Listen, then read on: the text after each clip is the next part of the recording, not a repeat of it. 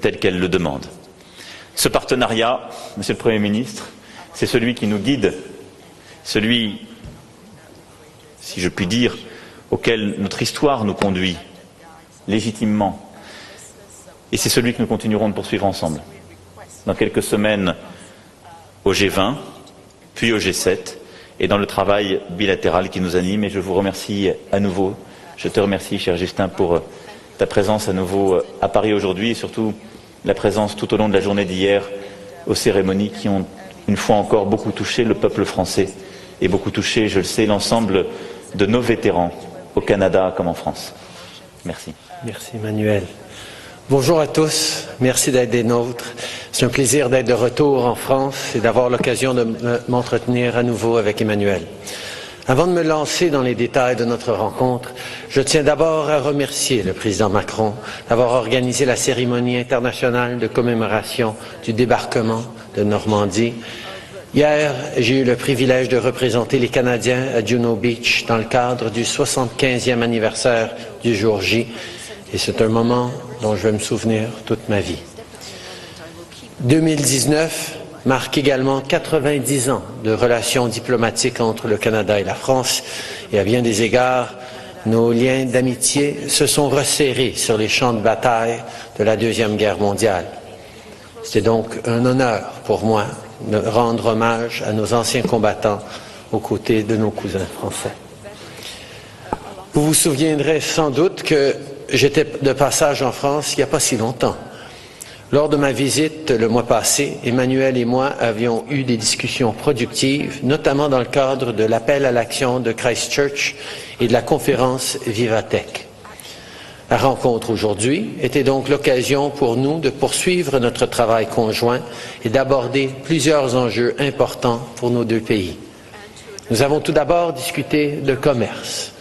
Le président s'est engagé à lancer immédiatement le processus de ratification du CETA, comme il vient juste de dire. C'est une très bonne nouvelle pour la France et pour le Canada.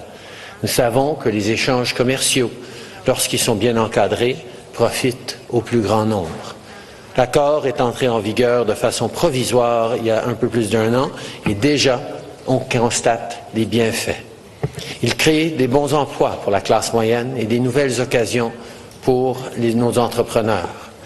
Rappelons aussi que le CETA est plus ambitieux que n'importe quel autre accord commercial dans le monde. Il protège les normes de travail, favorise une plus grande coopération en matière d'environnement et préserve le droit des États de légiférer et de réglementer dans l'intérêt public. Le CETA représente l'avenir d'un partenariat économique renforcé entre le Canada et la France, un partenariat fondé sur des valeurs et des objectifs communs. Je suis donc très heureux de confirmer que la France est déterminée à ratifier l'accord rapidement avec une première lecture cet été à l'Assemblée nationale. Le président Macron and I also talked about climate change. Last April, we launched the Canada-France Climate and Environment Partnership to increase our collaboration and coordinate our efforts. Our two countries understand the urgency and the magnitude of the challenge before us. And while we've done great work in our respective countries, climate change is a global issue that demands a global response. While the partnership has only been in place for a year, it has helped us coordinate climate action with our partners. Par exemple, à l'Organisation maritime internationale, nous avons lancé une stratégie de réduction des émissions de gaz à effet de serre des navires. Nous travaillons aussi ensemble au sein de l'Organisation internationale de l'aviation civile pour encourager l'industrie à adopter des nouvelles normes en matière de carburant. Et comme vous le savez, on collabore étroitement à l'approche du sommet du G7 qui aura lieu à Biarritz cet été sous la présidence de la France.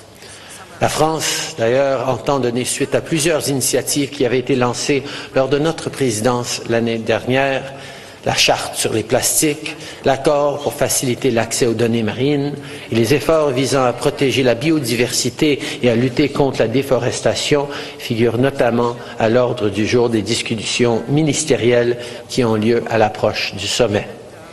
L'égalité des sexes sera également un des grands thèmes de la présidence française du G7. Nous sommes ravis de voir que nos cousins français poursuivent ce combat cette année, un combat qui, on le sait, est loin d'être terminé. Plus que jamais, les dirigeants du monde doivent se prononcer haut et fort, autant sur l'égalité des sexes que sur la lutte contre les changements climatiques. Et je veux donc évidemment remercier le président Macron d'être un si bon allié à nous tous à cet égard.